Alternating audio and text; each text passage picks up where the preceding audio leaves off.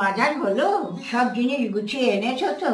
হ্যাঁ গো, সব গুছিয়ে এনেছি। তাহলে এইবার সবজিগুলো ধুয়ে রাখো। আচ্ছা উমা, কালকে ডালটা ভিজিয়েছিলে তো? হ্যাঁ, কালকে রাত্রিবেলা তো ভিজিয়ে দিয়েছি। যাই স্নানটা করে নিই গিয়ে। ও ঠাম্মা, নিয়মটা কেন, তুমি তো আগের বছর করেছিলে, ভুলে গেছো?